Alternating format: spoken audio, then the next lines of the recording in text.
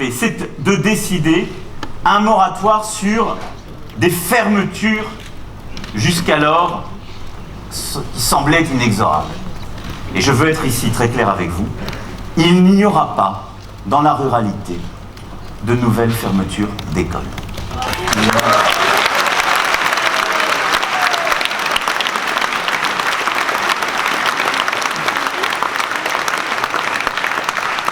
Parce qu'il y a un besoin, parce que la ruralité est attractive aujourd'hui, et elle l'est de plus en plus, et parce que bien souvent ces fermetures donnent lieu ensuite à des frais de transport scolaire, à des recompositions, font échouer des communes qui étaient en train justement de reconstruire leur propre attractivité.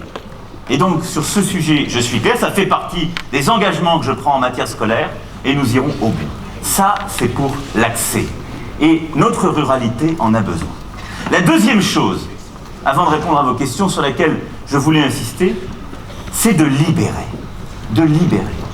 Les territoires ruraux ont besoin d'initiatives, ont besoin d'être libérés d'un carcan qui aujourd'hui est un frein pour eux, qui les empêche d'aller suffisamment loin, d'innover comme ils le voudraient. Que ce soit pour les paysans, que ce soit pour les commerçants, pour les artisans ou les entrepreneurs. Libérer la ruralité, ce sera le deuxième pilier de notre politique en faveur de nos territoires. Comment? D'abord, pour tous les commerçants et les artisans, en supprimant le RSI. Parce que nous avons besoin.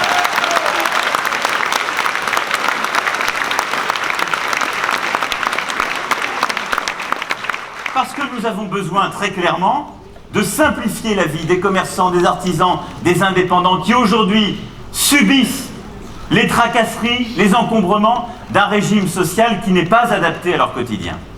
Ils garderont, au-delà des allègements de charges dont ils bénéficient, les 9 points d'allègement de charges que je me suis engagé à faire et que je mènerai dès le début du quinquennat.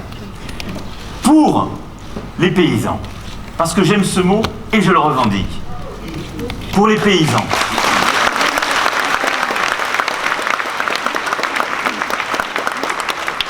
Nous aurons là aussi une politique volontariste.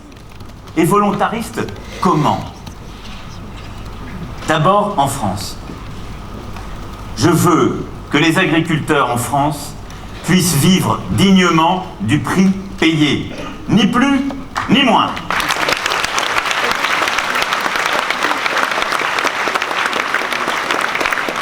Ça veut dire qu'on ne peut plus avoir un prix d'achat qui est inférieur au coût de production pour un agriculteur. C'est une aberration. Et elle est due à quoi?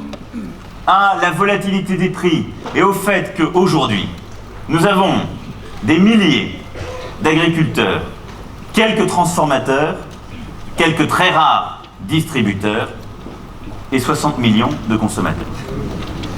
Et donc, nous devons dans chaque filière, rouvrir une vraie négociation, un vrai contrat de filière où les agriculteurs seront représentés par les organisations de producteurs qu'il faut renforcer pour pouvoir défendre leurs droits et construire un prix juste, un prix qui récompense le travail et l'investissement.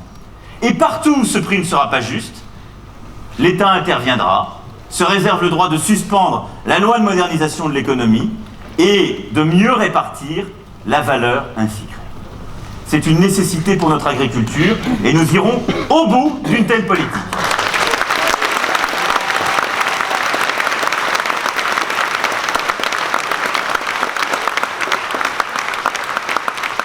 Et je veux ensuite que nos agriculteurs soient accompagnés quand ils veulent investir, développer, moderniser. C'est pourquoi j'ai décidé que nous aurons un plan d'investissement agricole de 5 milliards d'euros qui permettent à tous les exploitants agricoles, pour moderniser, pour développer des circuits courts, pour transformer l'exploitation, d'être aidés à l'investissement par l'État.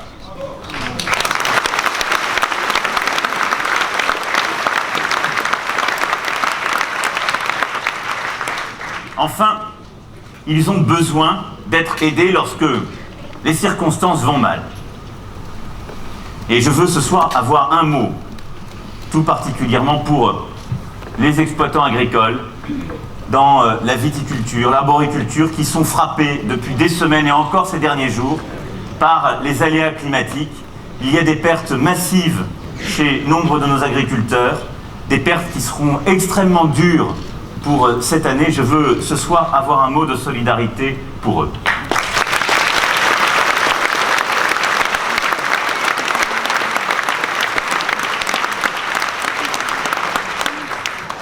Et je veux dire que l'État, si je suis élu, sera au rendez-vous pour bien évidemment les accompagner au-delà de ce qui a été prévu, parce que les pertes sont colossales dans certaines régions.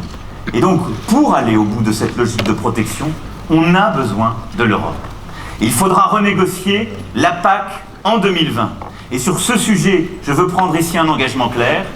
Je négocierai filière par filière les protections qui permettront de garantir les mécanismes adaptés pour les agriculteurs en cas justement de volatilité des prix, de baisse des prix, d'attaque d'un concurrent extérieur.